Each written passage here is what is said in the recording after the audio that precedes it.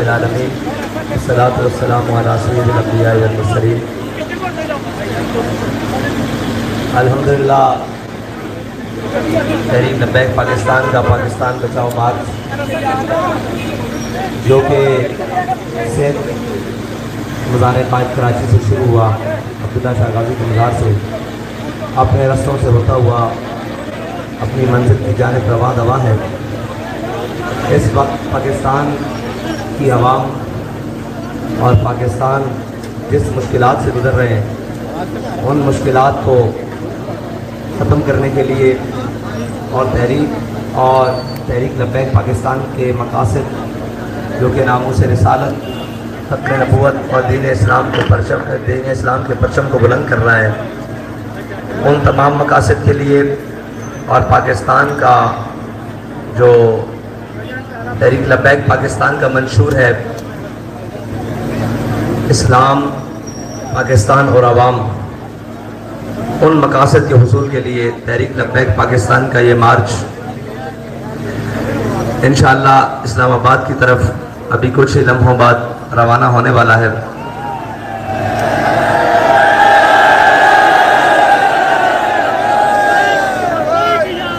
پاکستان کے اندر اس وقت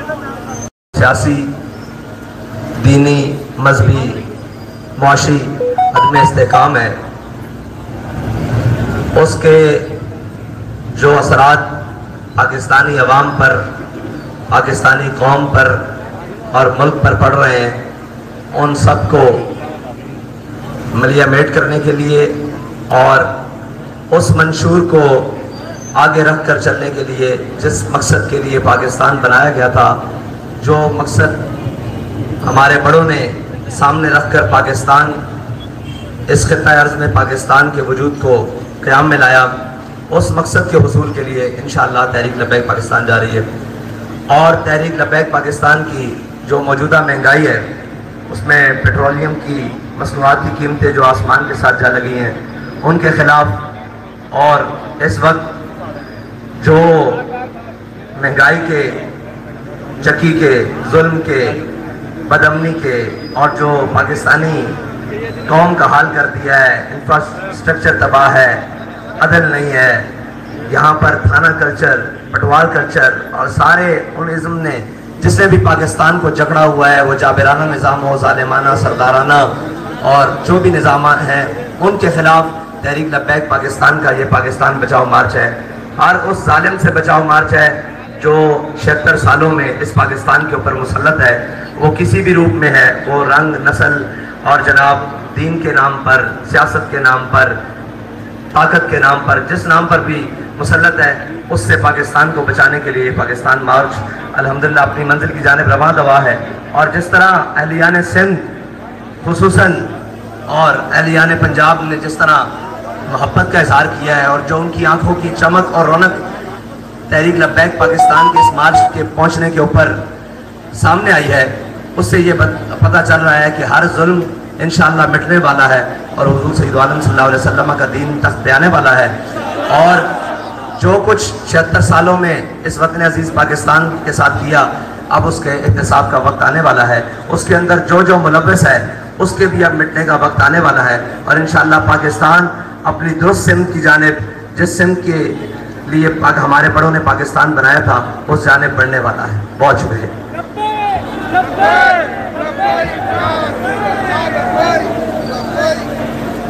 شاہ صاحب، آپ کو نصف سفر مبارک ہو۔ اب اسلام آباد آپ سے 4 قدم دوری ہے۔ اب یہ بتائیے کہ جو ملک میں سیاسی انتشار ہے اور ایک خاص پارٹی کے احتیاط بند کر دیا گیا ہے، اور آپ امن اور صلح خیر کے داعی ہیں، جو اس وقت سیاسی ڈیوائڈ ہے، اس کو ختم کرنے کے لیے کیا آپ اپنا کوئی رول ادا کریں گے؟ دیکھیں جی، یہ آج کا رونا تو نہیں ہے، یہ تو بہت پرانا رونا ہے۔ یہ تو محسن پاکستان قائد اعظم محمد علی جناح سے لے کر، پھر فاطمہ جناح سے لے کر، پھر مجیب الرحمان سے لے کر، پھر بھٹو صاحب سے لے کر، پھر جناب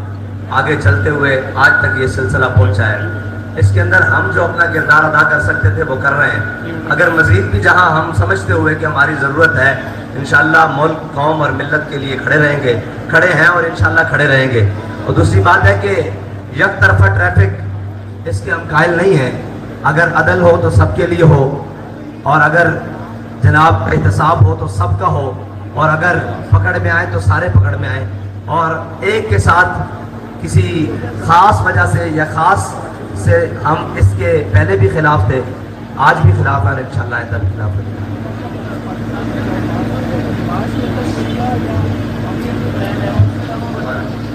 جو مارچ ہے یہاں کا، یہ صرف مارچ تک رہے گا کہ اس کے علاوہ کچھ اور آپ کا پلان ہے؟ اور دوسرا یہ بتائیے گا کہ اب جو ملکی صورتحال، سیاسی صورتحال ہے، اس میں آپ سمجھتے ہیں کہ اس سال الیکشن کے کوئی امکانات ہیں اور ٹی ایل پی اس چیز کے لیے تیار ہے؟ دیکھیں، آپ نے سوال کیا کہ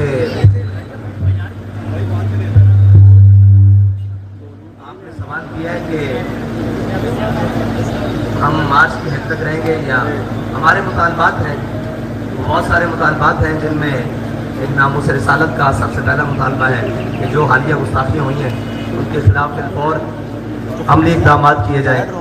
دوسرا مطالبہ یہ ہے کہ قوم کے اندر جو مہنگائی کے اندر پیسا گیا ہے وہ مطالبہ ہے. تیسرا ہے قوم کی بیٹی ڈاکٹر عافیہ صدیقی کو واپس لانے کے لیے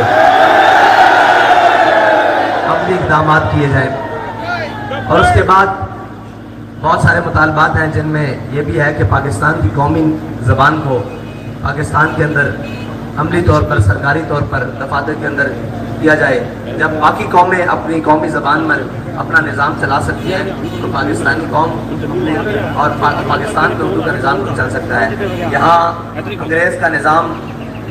1947 سے لے کر آج تک، جس کی ہم شاید اے اور بی بھی نہیں بدل سکے، اس کو بدلنے کا وقت ہے. اور اکنامک ریفارمز کی ضرورت ہے، جوڈیشل ریفارمز کی بھی ضرورت ہے، ایگریکلچر ریفارمز کی بھی ضرورت ہے، جو ہمیں ریلوے ریفارمز کی بھی ضرورت ہے. ہر چیز جو وہ ہمیں دے کر گئے تھے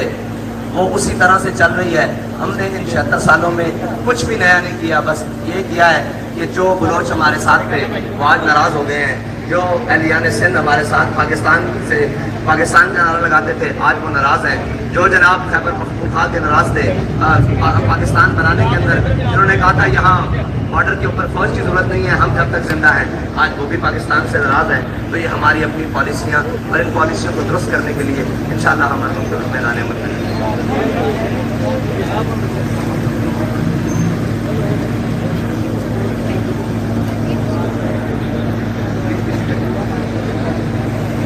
دیں گے. وہاں پہ اپنے مطالبات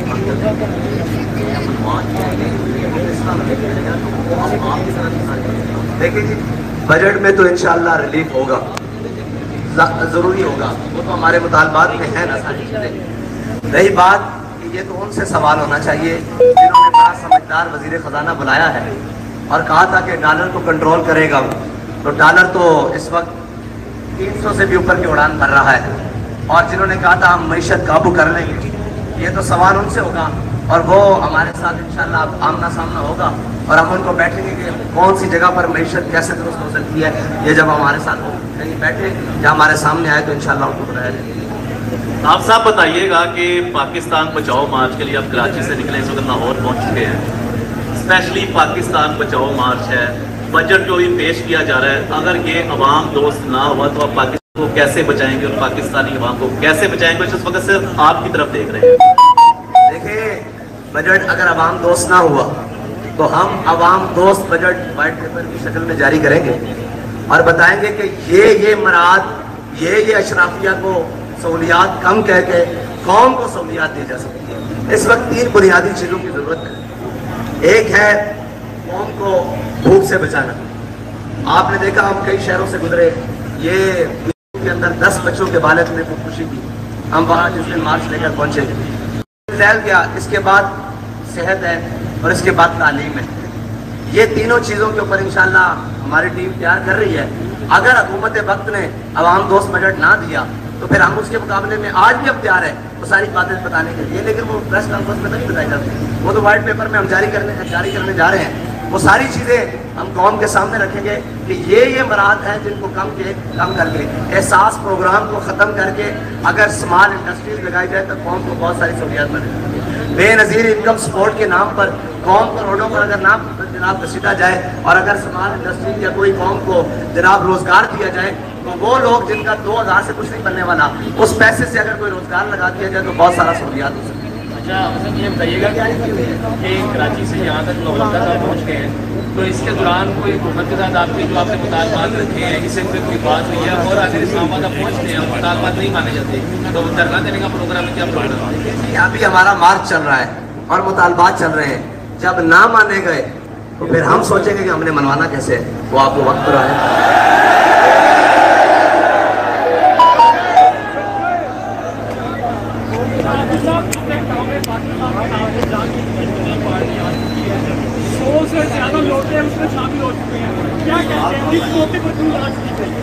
سوال تو اب آیا ہے، سوال یہ ہے کہ استحکام پاکستان کے نام پر پاکستان کا مزید استحصال ہونے جا رہا ہے۔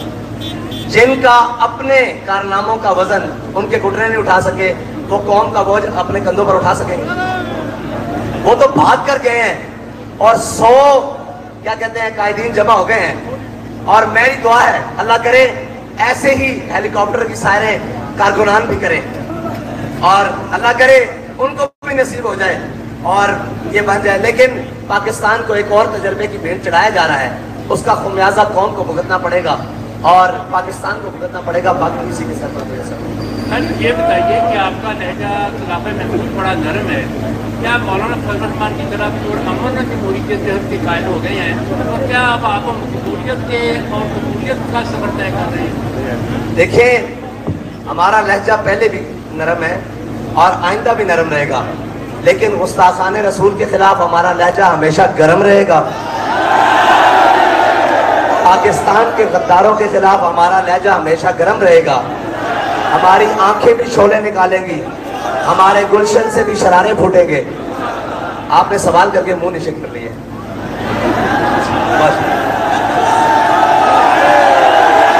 آپ سے مخاطب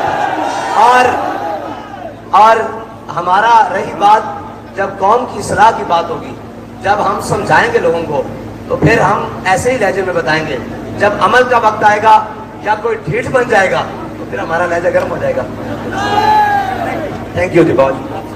چودھری صاحب آخری سوال یہ ہے کہ 295C پر آج تک کسی کو سزا نہیں ہوئی اور پاکستان کے اندر بہت ساری گستاخیاں جو ہیں ان کا جاری رہنا ایک افسوسناک امر ہے، کیا جو جس گستاخوں کے خلاف آپ نکلے ہیں کیا اس میں سزا دلوانے کی شک شامل ہے؟ اور اگر 295C کو ختم کرنے کی کوئی بات کی جاتی ہے، جس طرح بین الاقوامی طور پر ہم اکثر سنتے رہتے ہیں کہ ختم کرنے کی کوشش جاری ہے، تو کیا اس کے اوپر آپ لائحہ عمل اختیار کریں گے؟ دیکھیں 295C انشاءاللہ یہ ریاست پاکستان مملکت خداداد پاکستان ہے، یہ اس میں 295C کبھی ختم نہیں کیا جا سکے گا، اس لیے کہ اس میں رہنے والے تمام مسلمانان پاکستان ہیں اور ہر ایک کا دعویٰ ہے کہ ہم بھی عاشقان رسول ہیں، اور اس دعوے پر دلیل یہ ہے کہ اس وقت تک الحمدللہ 295C پاکستان کے آئین کا قانون کا حصہ ہے۔ رہی بات کہ گستاخان رسول کو عملی سزا، اس کے لیے ہم جو مطالبات کرنے جا رہے ہیں وہ ہے CBD کاؤنٹر بلیسفیمی ڈپارٹمنٹ، جس طرح کے ملک میں جب دہشت گردی کی لہر دوڑی تو CTD بنایا گیا، اسی طرح کا یہ ایک ادارہ بنایا جائے جس کا کام ہی صرف یہ ہو کہ ملک کے اندر انتشار پھیلانے کے لیے یہود و نصارہ کی جو یہاں سازشیں ہیں اور عالمی جناب استعمار یہ چاہتا ہے کہ مسلمان آپس میں ان معاملات میں الجھے رہیں۔ ناموس رسالت پر میں نے کمزور سے کمزور مسلمان کا بھی موقف کمزور نہیں دیکھا، وہ عملی طور پر کمزور ہو سکتا ہے لیکن عشق رسول میں ناموس رسالت میں اس کا موقف کمزور نہیں ہے، ٹھیک ہے، اور اسی لیے 295C محفوظ ہے۔ ہاں اس کا عملی نفاذ کے لیے انشاءاللہ ہم یہ مطالبہ کرنے جا رہے ہیں اور ہمارا مطالبہ بھی ہے کہ اس کا ٹرائل سپیڈی ٹرائل ہونا چاہیے، جس طرح کہ ایک ریپ کیس میں زینب کیس میں ایک اس کو ماڈل بنایا گیا اور اس کو سپیڈی کر کے پوری قوم کے سامنے مجرم کو سزا دی گئی، اسی طرح جو پوری امت کے غدار ہیں، پوری ملت کے غدار ہیں اور لاکھوں دلوں کو، کروڑوں اربوں دلوں کو زخمی اور چھلنی کرنے والے ہیں، ان کو بھی سزا فی الفور دی جائے تاکہ قوم کا کلیجہ ٹھنڈا